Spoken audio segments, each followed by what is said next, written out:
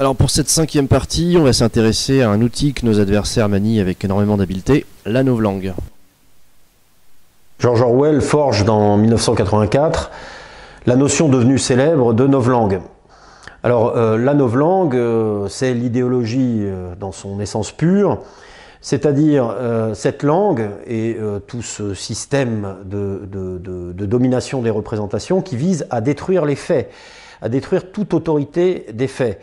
Les faits sont supposés être malléables, destructibles, et le ministère de la Vérité, d'ailleurs, en charge de diffuser cette novlangue dans 1984, eh bien, ne cesse de modifier le réel, y compris le plus récent, pour le faire rentrer dans la volonté actuelle du pouvoir.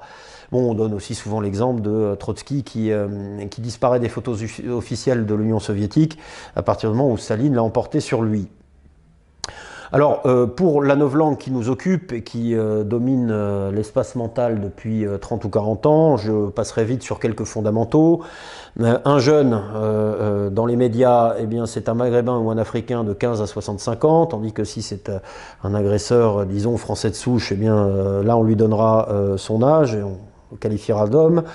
Très régulièrement, les représentants de la diversité ont les honneurs des prénoms.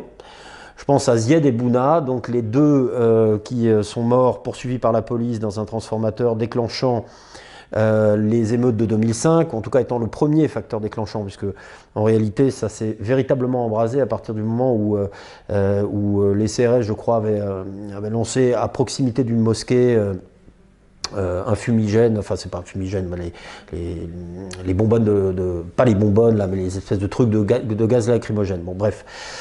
D'ailleurs, partant de là, eh bien, on oublie les deux vraies victimes de ces émeutes, à savoir Jean-Jacques Le Chenadec, mort à 61 ans en 2005, parce qu'il voulait protéger ses conteneurs de poubelles des émeutiers, et Jean-Claude Irvoas, photographe professionnel, qui est mort à l'âge de 56 ans, également sous les coups des émeutiers.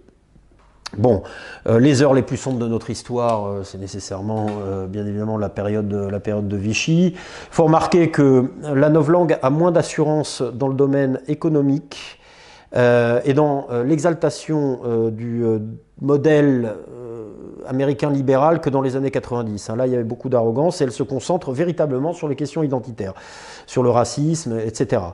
Alors, je veux d'abord indiquer que la novlangue, c'est pas simplement du discours. Ou plutôt, c'est pas simplement tel ou tel discours particulier, c'est aussi tout un appareil statistique, des prétendues études que l'on brandit, pour faire croire, je l'évoquais tout à l'heure, que les minorités qui deviennent de grosses minorités dans notre pays seraient victimes d'odieuses discriminations. Quand on parle des profanations de mosquées ou de synagogues, on gonfle les chiffres et surtout on concentre l'attention du public là-dessus, alors que on sait que ce sont les églises qui sont bien davantage profanées. Et puis on fait porter, c'est un antiracisme à sens unique et à géométrie variable d'ailleurs, puisqu'il ne doit y en avoir qu'un. Et d'ailleurs, la récente et grotesque campagne Tous unis contre la haine le démontre encore. Moi j'ai l'impression d'être dans une rétro des années 80 entre Jean-Pierre Madère et puis début de soirée, quoi. C'est-à-dire que ce qu'il donne à voir, eh bien, c'est ça. Inspiré de faits réels. Attention, ces propos et ces images peuvent choquer. Et comme d'hab, qui c'est qui fout le bordel? Les Arabes. De toute façon, c'est comme ça, hein. Ils sont tous agressifs. Ben ouais. C'est dans leur nature. Ils font aucun effort pour s'intégrer. Et puis de toute façon, ils sont pas comme nous. Non mais vous êtes sérieux? Vous y croyez à ce que vous dites là? Le racisme, ça commence par des mots. Ça finit par des crachats, des coups, du sang. Réagissons, tous unis contre la haine. Alors que dans la réalité, c'est bien plus fréquemment ça qui se produit.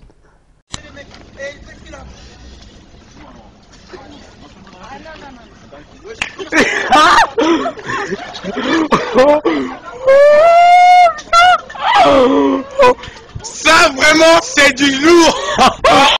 Voilà, et puis s'il fallait se convaincre qu'aujourd'hui non seulement il y a un racisme anti-blanc, ou il y a aussi un racisme anti-blanc ou anti-français de souche, mais que en réalité c'est le principal dans notre pays, c'est pas seulement qu'il y a également un racisme anti-blanc, c'est que c'est le premier.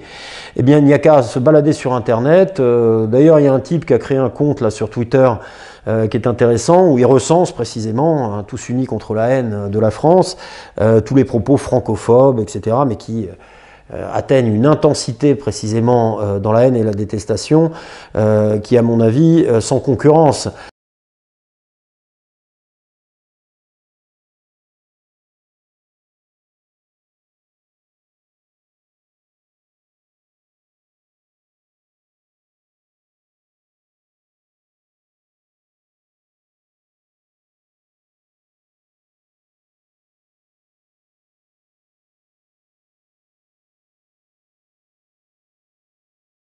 Bien, alors la novlangue, là, est une novlangue qui se prend les pieds dans le tapis, quand même, assez largement, qui est de plus en plus grotesque, ce qui ne signifie pas qu'elle perde de son agressivité.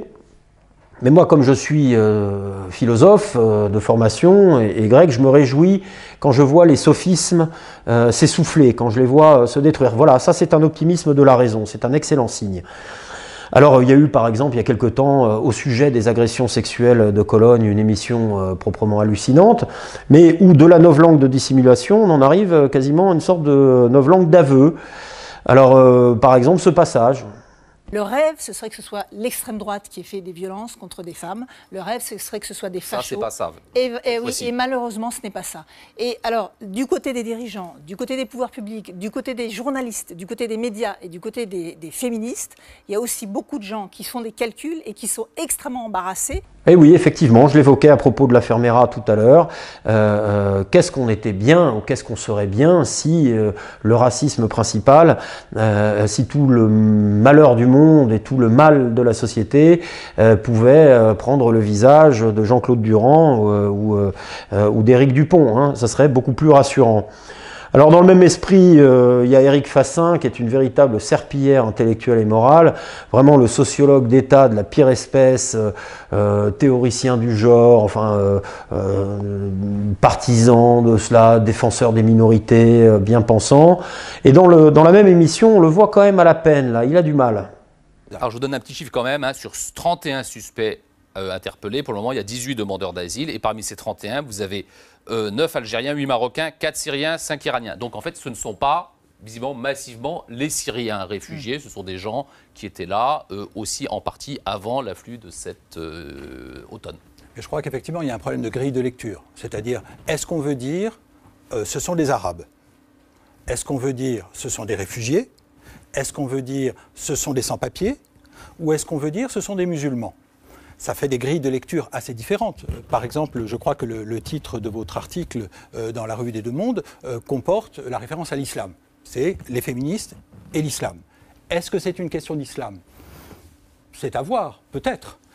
Voilà, il se débat pathétiquement, Éric Fassin, mais la bonne grille de lecture, Fassin, c'est que des migrants musulmans aidés d'immigrés déjà en place, déjà présents en Allemagne, ont agressé massivement des Allemandes par racisme, par sexo-racisme, hein, on va dire, et c'est la seule grille de lecture claire, nette et précise, parce que un des caractères de la novlangue universitaire cette fois, hein, eh bien c'est de prendre 1000 précautions oratoires et d'opérer 1000 distinctions conceptuelles extrêmement subtiles quand il s'agit justement de dissoudre le tranchant des faits qui dérangent, et puis de réserver au contraire la plus grande simplicité descriptive à l'ennemi, parce que le même Éric Fassin, si un groupe de petits fachos, etc., ou Pegida en Allemagne, c'est pas vraiment des fachos d'ailleurs, hein, c'est plutôt des identitaires, eh bien s'était rendu coupable d'exaction, là pour le coup il nous bassinerait pas avec la bonne grille de lecture qui doit être extrêmement subtile.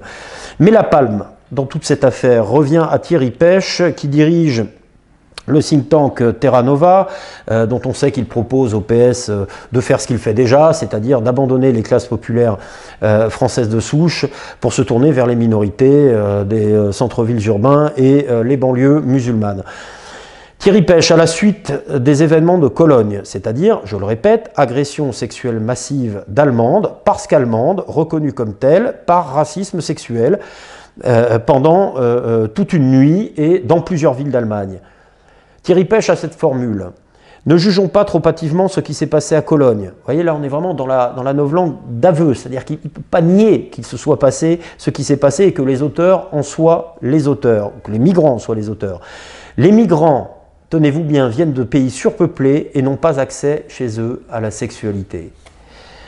Alors Thierry Pêche, sois bien sûr que le jour où un migrant viendra violer ta fille, on te rappellera de ne pas juger trop hâtivement.